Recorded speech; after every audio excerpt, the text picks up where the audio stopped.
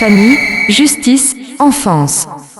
Bonjour et bienvenue dans Famille, Justice, Enfance numéro 145 avec Stéphane sur RLP 102.3 pour une émission aujourd'hui d'actualité. Cela fait longtemps que nous n'avons pas regardé ce qui se passait un petit peu dans les journaux, les médias et autour de nous, dans notre environnement. Nous allons aujourd'hui rattraper notre retard. Plus particulièrement, aujourd'hui, nous aurons une interview exclusive avec Philippe Vessé, cofondateur de La Grue Jaune, qui vient de créer La Grue Bleue, auteur de 4 livres, ex-candidat à l'élection présidentielle et qui a passé la nuit sur une grue la semaine dernière. Nous regarderons comment les conflits familiaux dégénèrent mécaniquement dans une trop grande proportion dans des problèmes de suivi éducatif de l'enfant, voire d'aide sociale à l'enfant.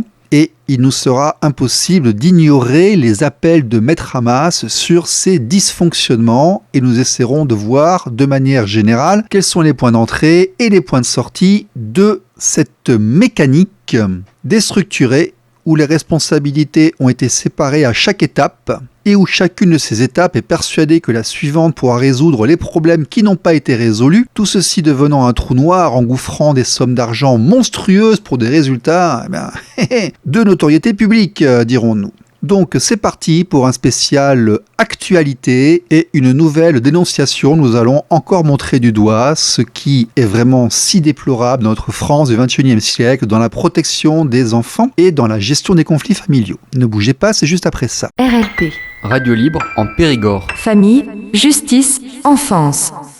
Dimanche 23 avril, Philippe Vessé monte sur une grue dans le 13e. Il y passera la nuit. Il sera accueilli par France 3 et les forces de l'ordre le lendemain. Le cofondateur de La Grue Jaune, qui aujourd'hui a créé La Grue Bleue, nous explique sa démarche et ce que ça fait de monter comme ça, parce qu'en fait, il va pas dans la cabine, il grimpe vraiment, il s'accroche aux barres de métal, il va tout en haut là et il y reste le plus longtemps possible. Ça reste quand même un petit peu dangereux, comme il nous l'explique. Donc tu es monté en fait sur la grue hier soir à 2h du matin et tu es redescendu ce matin, donc vers... Et je suis redescendu à midi. À midi, d'accord, avec un petit comité d'accueil de France 3 et quelques forces de l'ordre, je suppose. J'avais vraiment très froid, j'aurais peut-être dû rester un peu plus longtemps, mais... Bon, est-ce que tu avais un message particulier à faire passer ? Le message, oui, plusieurs messages. D'une manière générale, il y a le fait quand même que les avocats sont toujours présents dans les procédures, même quand ce sont des consentements mutuels, sans passer devant le juge. Donc ça rend les séparations et les divorces toujours très onéreux. Et puis surtout, comme j'ai expliqué, les divorcés ancien régime, eux, ils restent soumis à nos anciennes décisions, de même que leurs enfants, si tu veux. Donc, c'est souvent très très défavorable, quoi, comme situation, comme contexte. Ça, c'était le message général, générique. Et puis après, j'ai expliqué quand même que moi, j'avais des problèmes avec mes propres enfants, qui sont complètement déstabilisés au point de vue scolaire, professionnel. Ils n'arrivent pas à se stabiliser. T'es sur la grue à quelle heure ?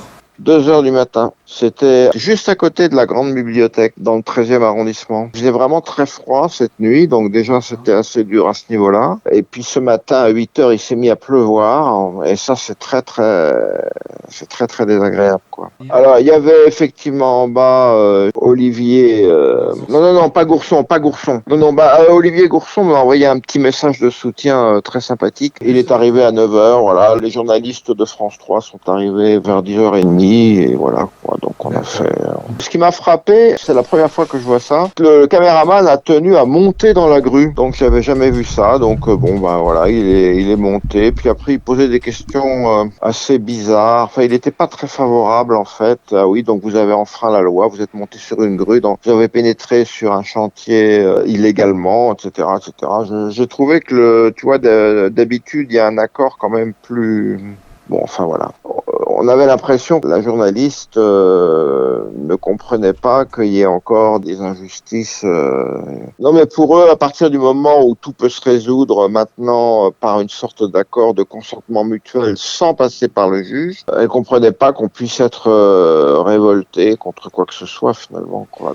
Donc Philippe Vessé, tu en es à ton 4e livre, je crois, là, c'est ça, hein ? Oui, l'hypothèse du père. J'espère que tu l'as eu d'ailleurs. Enfin, en tout cas, oui, j'en suis à mon 4e livre et Ma foi, j'essaye toujours de réveiller un petit peu les consciences, mais je sais pas, c'est un sujet tabou, le père, ou plutôt l'absence du père. D'ailleurs, j'ai trouvé très symptomatique ce matin que quand j'ai essayé d'appeler l'attention du journaliste sur le fait qu'il y a beaucoup de problèmes qui actuellement affectent la France, notamment tout ce qui concerne la contestation de l'autorité, des figures de l'autorité, etc. Le journaliste m'a stoppé net en me disant mais non, c'est pas le sujet, je veux juste savoir pourquoi vous êtes grimpé ce matin sur une grue, etc. Je lui ai dit mais il y a aussi quand même des enjeux de société. Mais il voulait rien entendre, il voulait rien savoir, quoi. J'ai quand même un certain âge, j'ai quand même 65 ans, hein, donc monter dans une grue maintenant, je sais pas si je vais recommencer à faire ça parce que c'est quand même très dangereux quand même, hein, très fatigant. Ce matin il a plu, les barres devenaient glissantes, il y a peut-être un moment où il faut être quand même raisonnable, quoi. Mais j'espère qu'il y aura des gens pour reprendre le flambeau, quoi, des jeunes, on verra. Merci, bon week-end. Allez, c'est moi qui te remercie, à très bientôt, hein. Merci. RLP. Radio libre en Périgord. Famille, justice, enfance. Le souci est que les problèmes familiaux mal gérés, en fait, entraînent une très grande intervention des services de protection de l'enfance. On estime qu'aujourd'hui, 1/3 des enfants placés le sont pour dissonance éducative ou parce que les parents ne s'entendent pas. Alors, nous faisons également référence à un article du Figaro du 4 avril 2023 qui s'intitule « Les familles n'ont jamais été autant dans le viseur des services sociaux » avec un entretien avec Christine Serrada qui est l'avocat de l'association L'Enfance au cœur. Elle dénonce les placements abusifs d'enfants et demande la création d'une commission d'enquête. En 2021, 310 525 enfants étaient suivis par l'ASE, l'aide sociale à l'enfance, soit 2,1% des mineurs. C'est énorme en fait quand on sait qu'en France, il y a 76 000 détenus. Nous avons plus d'enfants placés que de gens dans les prisons. Tout ceci, en fait, provient également de la dénaturation d'une loi d'après-guerre qui, initialement, était censée être dans des circonstances absolument exceptionnelles. Mais l'augmentation des interventions, des dénonciations, des informations préoccupantes, la politisation, en fait, de la protection de l'enfance a entraîné une certaine suractivité. Nous sommes donc allés voir les chiffres de l'ONPE, l'Observatoire national de la protection de l'enfance. Et nous apprenons que les chiffres sont effectivement, au niveau national, en progression constante, même si leur tableau s'arrête en 2016. Alors, l'étude intéressante aussi est sur les données du 119 en 2018, par contre, elle explique que le 119 reçoit 545 365 appels, soit 1494 par jour, qui après différents filtres, messages d'accueil, messages d'attente et protocoles, entraînent environ 33 010 appels traités, soit 90 par jour, qui entraînent des signalements aux procureurs et aux services sociaux. Et c'est là que le problème commence, parce qu'il n'y a pas de contradictoire et il n'y a pas de mesure de protection contre les informations préoccupantes et les interventions des services de l'État et des sociaux. Il n'y a pas de supérieur hiérarchique identifiable, il n'y a pas de droit de regard, en fait, tout est secret, géré par les départements, il n'y a pas une aide sociale, il y a des aides sociales, il n'y a pas d'organisme directeur au-dessus, et donc chaque personne, à chaque étape, de manière bien intentionnée, en fait, s'empare d'un projet, s'empare d'un dossier, et l'envoie à la personne suivante, au service suivant, en se disant, là-bas, ils vont pouvoir faire leur boulot comme il faut et s'en occuper correctement. L'État a donc créé des observatoires départementaux de la protection de l'enfance, des ODPE. Ce réseau est animé par l'ONPE, effectivement, l'Observatoire national de la protection de l'enfance, et les OPDE réalisent depuis 2009 une enquête nationale auprès des conseils départementaux afin de faire un état des lieux pour voir le fonctionnement, la composition et les activités des observatoires. Il y a actuellement 90 ODPE qui ont été mis en place, donc sur 90 départements, dont les membres constitutifs sont gérés généralement par des représentants de l'État. Il y a le préfet, il y a la justice, les magistrats, les polices judiciaires, les élus du département, les services ASE, les services PMI, le CRIP, des représentants associatifs, l'ADEPAP, l'ARS, le MDPH, etc., etc., comme on peut le trouver sur le site du gouvernement. Un ensemble extrêmement bureaucratique, une usine administrative, mais sans sans aucun recours pour les parents, qui la plupart du temps n'ont même absolument aucun interlocuteur à partir du moment où la machine se met en marche. Il y a donc une volonté évidente de la part des institutions de s'occuper des problèmes de l'enfance. Ça, c'est clair. Mais est-ce que ça fonctionne vraiment bien ? La question est posée parce que entre l'absence de contradictoire, la non véritable qualification des intervenants et les statistiques affichées par la société à l'enfance, nous rappellerons ici la phrase de Marc Juston, les bonnes intentions ne suffisent pas. RLP. Radio libre en Périgord. Famille, justice, enfance. De nombreux soutiens sur les réseaux sociaux, notamment celui d'une ancienne assistante sociale. C'est un témoignage RMC que l'on vous propose d'entendre ce matin. Nous l'appellerons Émilie. Elle a accepté de nous raconter son parcours au service placement de l'aide sociale à l'enfance. Elle se souvient, tout juste diplômée, avoir dû arracher une fillette de 3 ans à sa mère. Je me rappelle avoir physiquement dû prendre cette petite fille, la décrocher de sa mère. Et puis elle se rattrapait à une chaise et la décrocher de la chaise pour mettre cette petite fille dans ma voiture qui pleurait, qui comprenait pas ce qui se passait, qui comprenait pas pourquoi on l'a retirée de sa maman avec qui elle avait un lien si fort. Toute sa vie, cette petite fille, pour elle, j'aurais été la dame qui l'a enlevée à sa maman, quoi. Je pense qu'on a fait beaucoup plus de mal à cette famille ce jour-là, surtout à cette petite fille, que de bien. Émilie nous décrit un service composé de jeunes travailleurs sociaux âgés d'une vingtaine d'années, mal payés, sous pression d'une institution débordée qui n'a pas le temps de traiter les dossiers, un système qui conduit parfois à placer abusivement les enfants. On a beaucoup de dossiers et c'est un peu l'usine à gaz, quoi. On voit très peu les situations. On est là pour placer, quoi. Enfin, c'est pas assez poussé. On place un peu à la volée. Moi, j'ai déjà vu que des rapports pouvaient être exagérés pour arriver à des fins de placement. Et moi-même, je pense avoir fait du tort dans certaines situations. Et je pense que si j'avais eu le recul à ce moment-là, le temps de me poser, pas 50 000 dossiers à rédiger derrière, là, peut-être que je me serais dit, bon, ok, avant de placer, il faudrait investiguer un peu plus. Il y a trop de situations où on intervient trop vite. Émilie a tenu 5 ans dans ce service. Aujourd'hui, elle travaille auprès de personnes âgées. C'est grave ce que raconte Émilie. Que répond l'aide sociale à l'enfance ? Alors le problème, c'est qu'il n'y a pas une aide sociale à l'enfance, mais des aides sociales à l'enfance qui dépendent chacune en fait des conseils départementaux. Nous avons donc sollicité celui de Haute-Savoie dont dépendait Émilie lorsqu'elle y travaillait. Son président nous a répondu par écrit en une phrase: si quelqu'un a des faits à signaler, je cite, qu'il me les adresse ou les adresse au procureur de la République. Fin de citation. RLP. Radio libre en Périgord. Famille, justice, enfance. Donc on résume. Des parents se séparent, au tribunal c'est la foire d'empoigne, les budgets explosent, on leur accorde en moyenne 17 minutes d'audience, les délais sont extrêmement longs, le conflit s'envenime, et un jour quelqu'un appelle le 119 ou envoie un petit courrier au conseil départemental. Et donc nous avons les gens comme la dame là juste avant qui viennent s'occuper de la situation pour aller tenter de sauver ce qui peut l'être. Et après, tout ça, ça se termine devant le juge des enfants. Et le juge des enfants, effectivement, lui, est-ce qu'il a vraiment les possibilités, les capacités de s'occuper correctement des dossiers ? Réponse. Une justice plus rapide et plus efficace. C'est l'ambition du projet de loi de programmation pour la justice examiné à partir d'aujourd'hui à l'Assemblée. Et il y en a besoin. À en croire les juges pour enfants du tribunal de Bobigny en Seine-Saint-Denis. Ils publient une tribune en forme d'appel au secours dans le journal Le Monde. Marion Dubreuil, ils dénoncent leur manque de moyens avec des conséquences très concrètes à la clé. Quand il s'agit de placer un enfant en urgence, la justice a les moyens d'agir rapidement. Le problème pour les juges des enfants du tribunal de Bobigny, c'est l'application des mesures prises avant ce dernier recours. Quand un mineur est en décrochage scolaire, par exemple, ou qu'il est violent, que les parents sont dépassés, la justice peut prononcer des mesures dites éducatives, une consultation chez un psychologue ou un accompagnement avec un éducateur. Sauf qu'aujourd'hui, il faut attendre parfois 1 an et demi avant que ces mesures soient effectives, faute de moyens et de personnel, avec le risque qu'entre-temps, la situation se soit aggravée.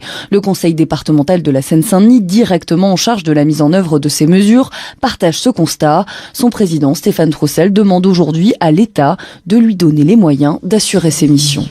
RLP. Radio libre en Périgord. Famille, justice, enfance. En bout de chaîne, ensuite, vient le foyer ou la famille d'accueil. Et là, effectivement, c'est également un désastre de notoriété publique. Tout ce que vous avez entendu sur la DAS ou sur l'ASE, vos plus grandes frayeurs, je vais vous le dire franchement, elles sont toutes vraies. Et ne croyez pas que la Dordogne est épargnée. France Bleu Périgord, 17 avril 2023, des enfants retirés d'un foyer d'aide sociale à l'enfance en Dordogne, le foyer Saint-Joseph à Bergerac, qui recevait les enfants placés, ont été retirés suite à des manquements graves, des problèmes d'attouchement sur des garçons, sur des filles, qui a fait que la juge des enfants de Bergerac a décidé de retirer 17 enfants du foyer. Et quand on lit un peu l'article, on hallucine parce que de l'argent, il y en a. Tout le personnel administratif avait des MacBook Pro. Les éducs avaient des Mac pour faire du traitement de texte et des emails, avec des formations Lego mises au point par la grande école centrale Supélec à 3 000 € par personne. Tout ça financé par le conseil départemental. Et on constate qu'il y avait un cruel manque d'effectifs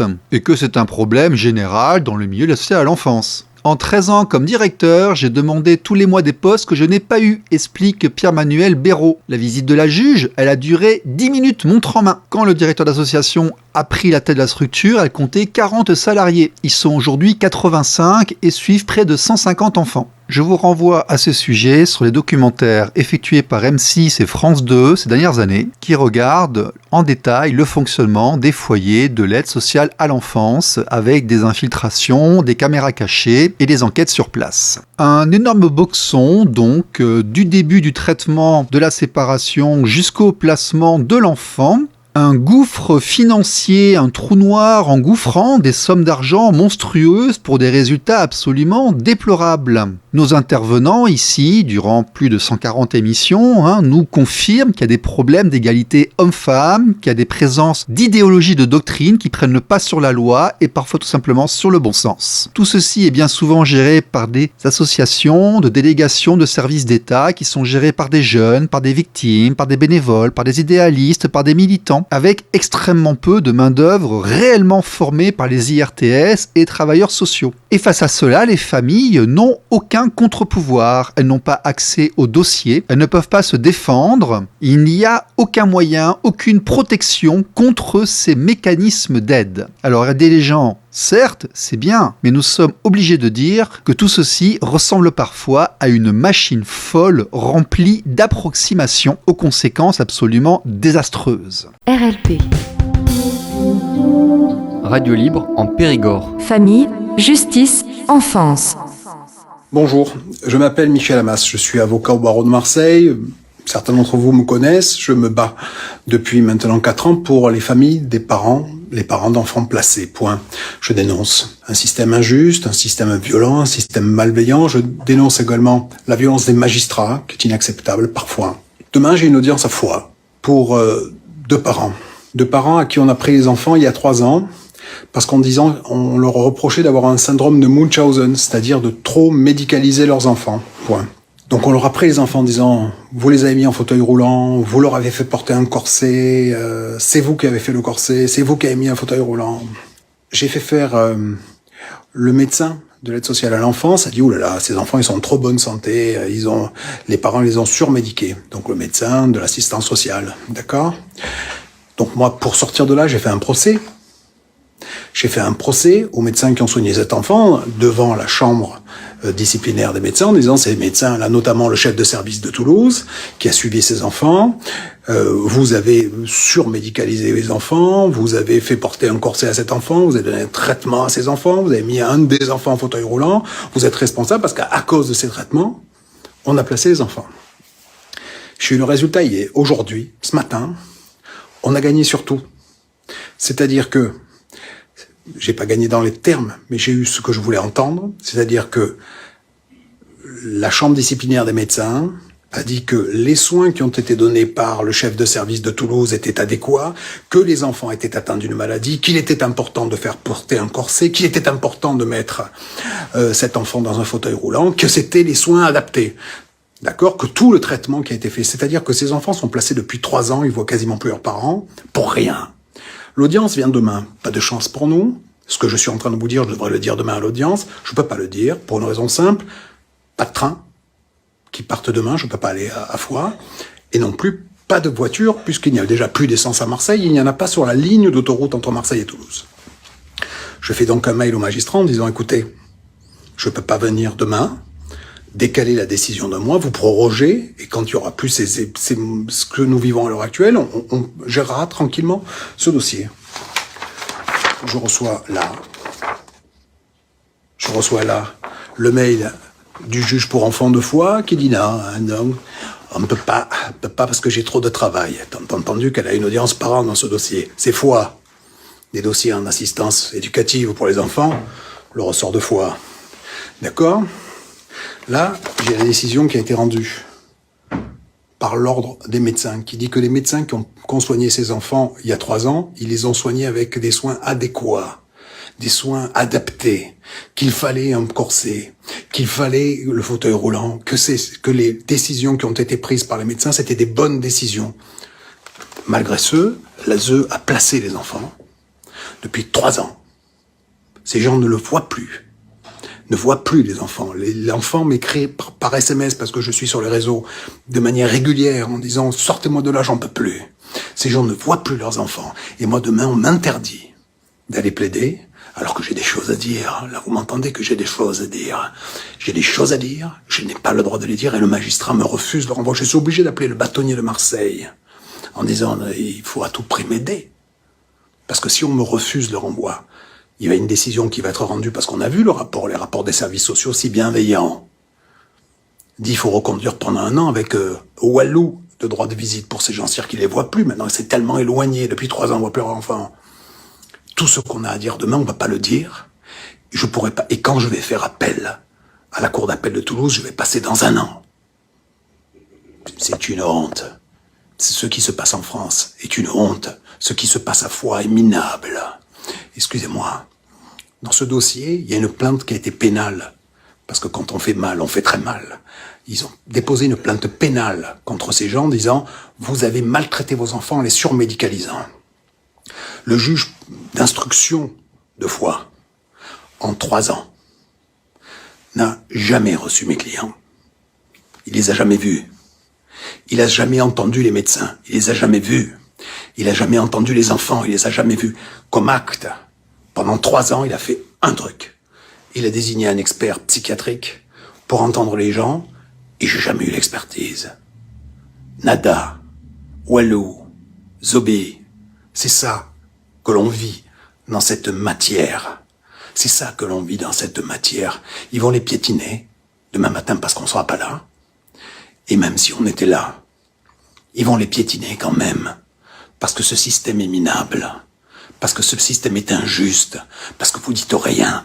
Parce qu'on se bat pas. Parce qu'il n'y a personne pour se lever. J'ai honte.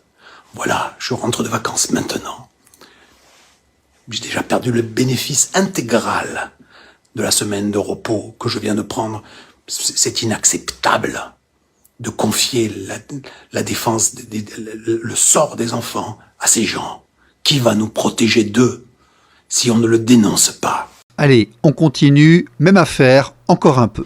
Bonjour, je suis Michel Amas, avocat au barreau de Marseille. J'ai lancé une alerte hier par rapport au scandale du tribunal pour enfants de Foix, du juge d'instruction de Foix, en disant le juge me refuse le renvoi. Alors que je ne peux pas aller à Foix puisqu'il n'y a pas d'essence, il n'y a pas de train, la France est bloquée, mais à Foix non. À Foix c'est grand comme ça, mais eux, c'est le petit village qui résiste. Donc ce matin, j'ai saisi mon bâtonnier, qui a saisi le bâtonnier de Foix, en disant allez-y, il faut soutenir le renvoi que demande Maître Amas. Donc, comme je vous l'ai annoncé hier, ils l'ont piétiné. Ma cliente, d'abord, le bâtonnier de Foix n'est pas venu. C'est une belle solidarité professionnelle. Il n'est pas venu. Alors que mes courriers, celui du bâtonnier, en disant il faut que ce soit quelqu'un du conseil qui sollicite le renvoi, on l'a pas eu. Et ils l'ont piétiné. Non seulement ils ont piétiné la maman, ils l'ont piétiné, ils ont sucré quasiment tous les droits. Elle le voyait 1 fois par mois, maintenant on le voit qu'aux vacances. Aux vacances. L'enfant, mais plus scandaleux encore. Hier soir, l'enfant, parce que je suis sur les réseaux, mon numéro est sur les réseaux, m'a envoyé ce SMS dans lequel il me dit qu'il a, lui, été reçu hier par le juge et que le juge lui a annoncé hier la décision d'aujourd'hui, c'est-à-dire avant même qu'on ne plaide, avant même qu'on évoque la procédure à l'audience, avant même qu'on ne parle du dossier à l'audience, avant même qu'il y ait des débats, le juge, la veille, a annoncé sa décision à l'enfant. Je vais saisir la chancellerie aujourd'hui, étant persuadé qu'ils vont la classer sans suite, comme toutes les autres plaintes que nous déposons. Je vais saisir le président du tribunal de Foix, qui va le classer sans suite, comme toutes les autres plaintes que j'ai déposées dans ce dossier. Je vais saisir la cour d'appel de Toulouse, qui va faire ce qu'elle sait faire, c'est-à-dire rien. Voilà, si vous dénoncez pas ce qui se passe à Foix par rapport à cet enfant qui, à qui la veille, on donne la décision du lendemain avant qu'on ne plaide. C'est-à-dire que le magistrat qui trahisse tout, c'est pas gênant, mais que ça se voit, que ça soit sale, ça n'intéresse personne, c'est une honte. Vous ne dénoncez pas, personne n'aide. Quand on a du mal à accéder aux médias, on a du mal à accéder au grand public, cette matière est cachée sous le sceau de la honte. Et quand nous on dénonce, c'est nous qui sommes poursuivis. Ce qui se passe est un pur scandale. C'est au tribunal judiciaire de Foix, tribunal pour enfants de Foix, et le juge d'instruction de Foix qui n'a pas fait un acte, qui a fait un acte d'instruction en 3 ans contre ces gens. Et nous rapportons la preuve depuis hier que les faits qui ont justifié le placement de ces enfants n'existaient pas. On a rapporté la preuve contraire hier par un jugement rendu, une décision rendue par le Conseil de l'Ordre des médecins. C'est une honte, j'ai honte d'être avocat, j'ai honte de participer de ce système, j'ai honte. Et jamais 203. Bonjour, je m'appelle Michel Amas, je suis avocat au barreau de Marseille depuis 4 ans. Je dénonce le scandale de l'enfance placée. Depuis 1 mois ou 2, je dénonce ce qui se passe à Foix. Ce que fait le tribunal pour enfants de Foix, ce que fait ce juge de Foix qui piétine purement et simplement une famille. Il y a une famille à Foix, on leur a enlevé leur enfant, on a dit qu'ils avaient trop médicalisé leurs enfants, qu'ils étaient mauvais, qu'ils étaient dangereux pour leurs enfants.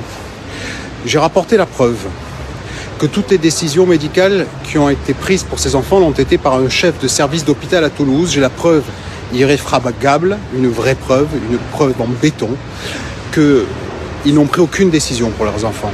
Le placement n'avait pas lieu d'être. Je rapporte la preuve, aujourd'hui, 3 ans après, depuis maintenant quelques mois, qu'ils n'ont commis aucune erreur.